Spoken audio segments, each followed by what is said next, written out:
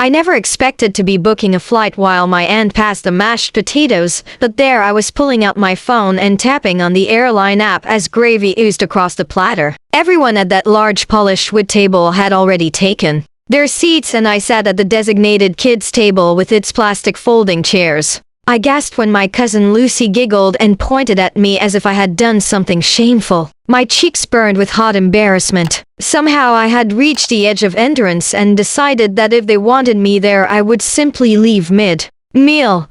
The room hummed with polite conversation and clinking silverware while the adults discussed politics, economic forecasts, and summer travel plans. I was 27 years old but felt as small as 10 as I sat beneath the eye level of my youngest cousin. The adult table was alive with laughter, stories from past vacations, and debates over who would host Thanksgiving next year. My Uncle Jonathan caught my eye and gave me a sympathetic half smile but said nothing. I heard my grandmother admonish me to mind my manners and stop fidgeting. My heart hammered when I realized this was going to be the longest afternoon of my life. Every minute stretched and weighted me down like an anchor tied to my soul. I remembered past gatherings where I had sat at that same table absorbing comments about how I needed to find a proper job, settle down, and stop being so difficult. They did not know that I hated my cubicle more than anything and plotted every weekend to escape to a new city, even a new country. They did not hear the late-night sobs into my pillow or see me scribble desperate plans in the margins of old notebooks. If respect was something they refused to give, then I would take action. My fingers hovered over the confirm button as my aunt offered me another scoop of peas. I pictured the look on her face when I simply stood up, closed my phone, and walked out like I had someplace far more important to be. My breathing slowed as excitement replaced anxiety, and I imagined myself arriving in Los Angeles or Chicago or maybe Philadelphia, where I could rent a room in a forgotten neighborhood, start fresh, and be free of their expectations. I let my jaw clench with determination. This would not be a small rebellion, it would be a statement that I existed beyond their roles. As my aunt turned away to chat with my uncle, I tapped yes to confirm the reservation and watched a countdown to payment. My heart raced so fast I thought I might faint. Then my mother leaned over and asked if I would like more wine or dessert. I swallowed hard and forced a nod even as my mind screamed, "No, I have to go now." She smiled kindly, unaware of the storm brewing inside me. The screen glowed with details of departure and arrival. I slid the phone into my purse and felt a rush of adrenaline and liberation. After a few more polite words, I stood abruptly, tucking the edge of my napkin under my plate, and excused myself. Chairs scraped as I rose and heads turned in my direction. My grandmother pursed her lips and my aunt frowned, but I did not look back. The corridor echoed with my hurried steps as I clutched my purse tight. The heavy wooden door swung open to reveal the bright afternoon light, and I inhaled deeply, savoring the smell of fresh air. Each stride felt like breaking chains, and I wondered if this single act would change everything.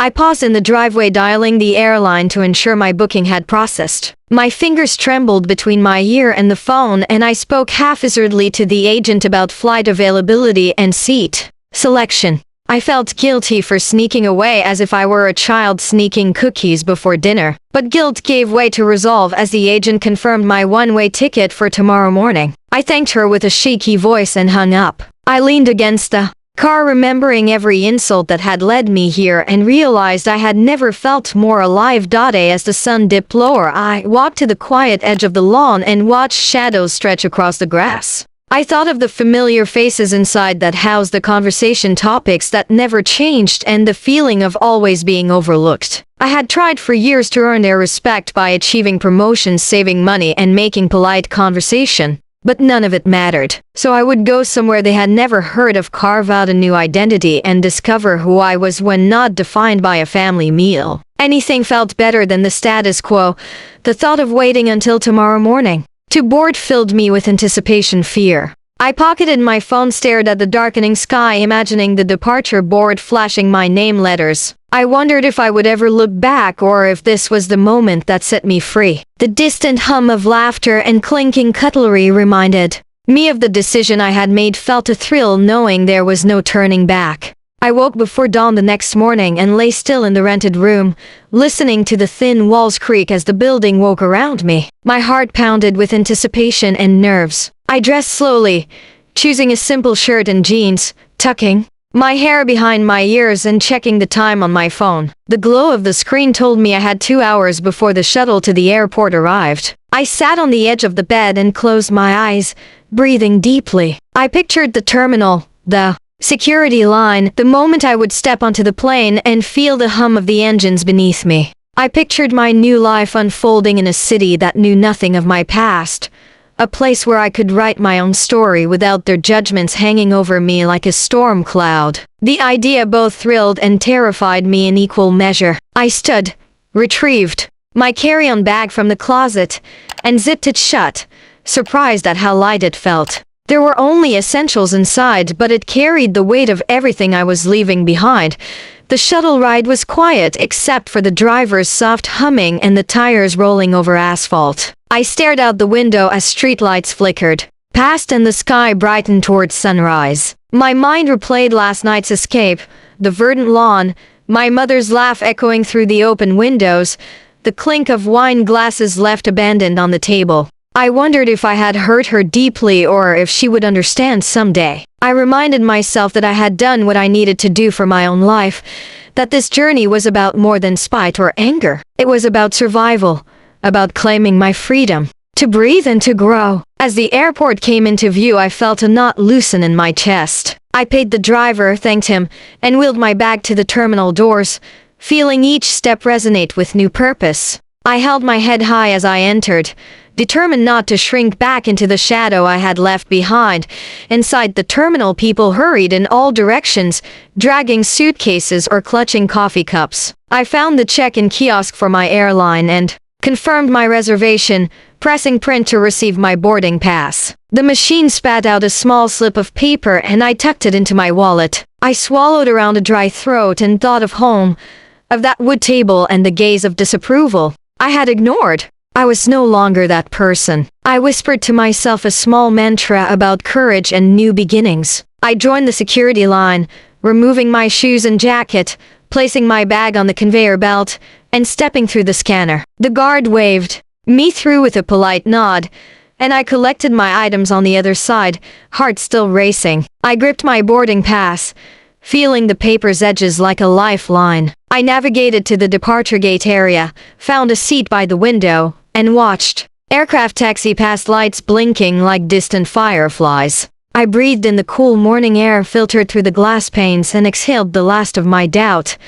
I pulled out my phone and typed a message to my best friend back home, telling her I was on my way and to call me when she woke up. My fingers shook slightly as I hit send. I stared at the screen, imagining her voice on the other line, offering reassurance. Then I stood and walked toward a cafe near the gate, ordering a latte and a breakfast sandwich. I found a small table and sat, taking slow sips of coffee that burned pleasantly down my throat. I studied the boarding time on my pass and glanced at the clock above the gate. There was still time to breathe, to steady my nerves. I felt an unexpected swell of pride in myself for doing this alone, for making a choice so drastic that my family might never understand. In the cafe, the barista rang up an order ahead of me, laughing with a customer, and I felt a pang of longing for simple normalcy. But I knew this was exactly where I needed to be. Not at a kid's table, not in a conversation where I was always the outsider, but here on the brink of something entirely my own.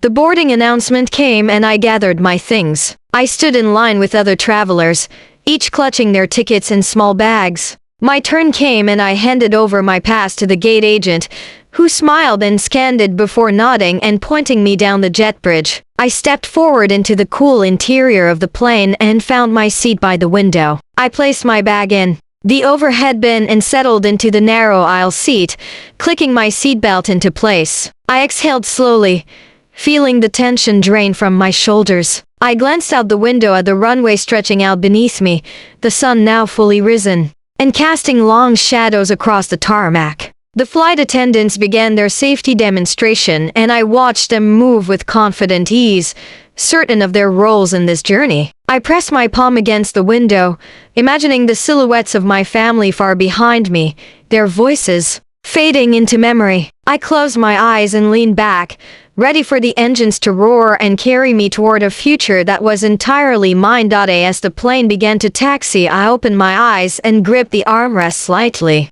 The rumble beneath me grew into a low vibration and I felt my stomach flutter. I thought of the words I had left unsaid around that dinner table, of the expectations I had shed like old skin. Air traffic control cleared us for takeoff and the pilot advanced the throttles. The engine surged to life, the vibration turned into a shudder, and the plane lunged forward.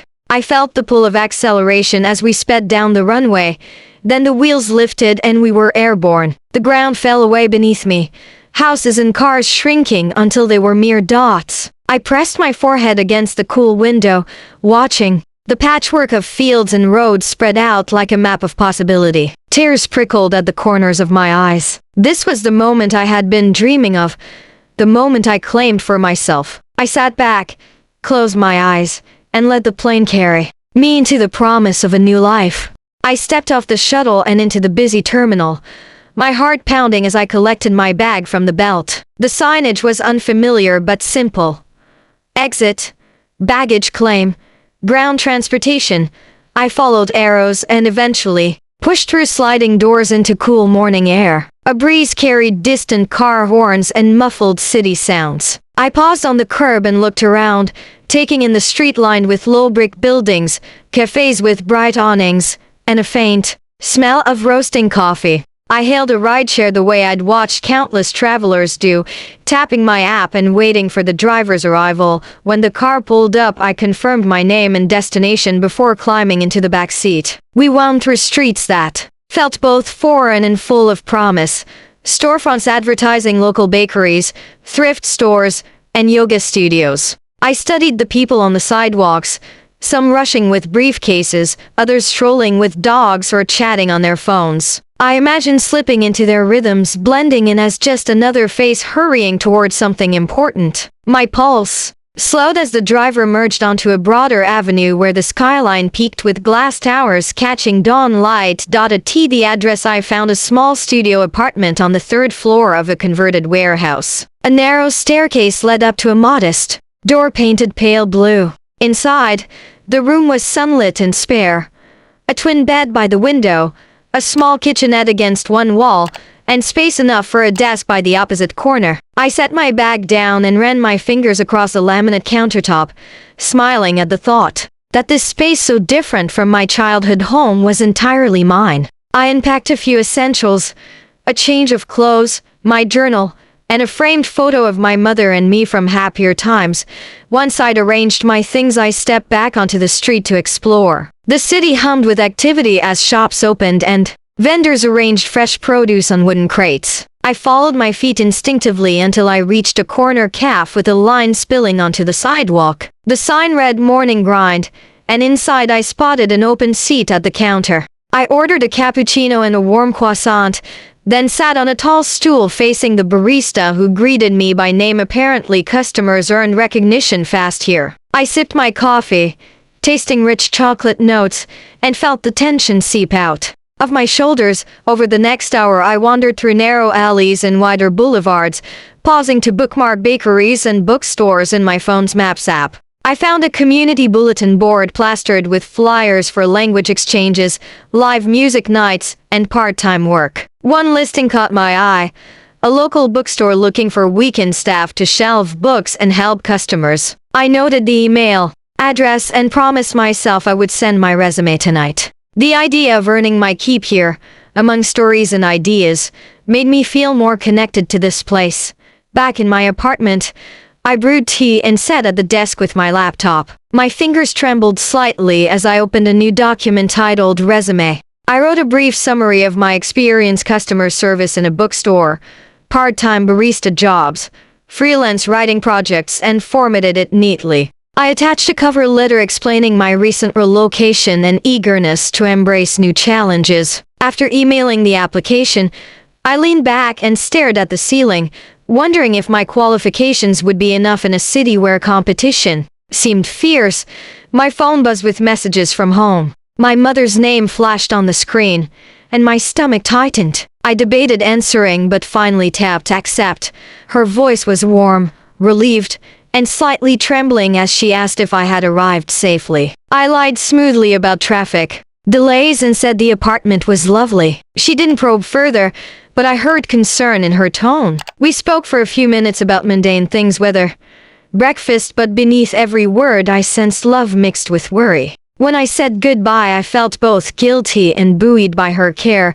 Evening came quickly, and I decided to explore a neighborhood park a few blocks away. A tree-lined path curved around a small pond where ducks bobbed on rippling water. Families picnicked on blankets, and joggers ran past with headphones. I sat on a bench, closed my eyes, and listened to the city breathe around me. No one here knew my history or my failures. I watched a group of teens laughing as they tossed a frisbee and thought about joining a local meetup to make friends. Freedom tasted sweeter than I'd imagined, but it also felt heavy with responsibility. Night descended, and I returned to my apartment to discover an email reply from the bookstore manager. She thanked me for my application and invited me to an interview the next afternoon. My chest tightened with excited nerves. I reread the message several times, marveling that an opportunity could materialize so quickly. I poured a cup of chamomile tea and sat at the little desk, imagining myself behind the counter, recommending books to strangers. I realized that leaving the kids' table had led me here,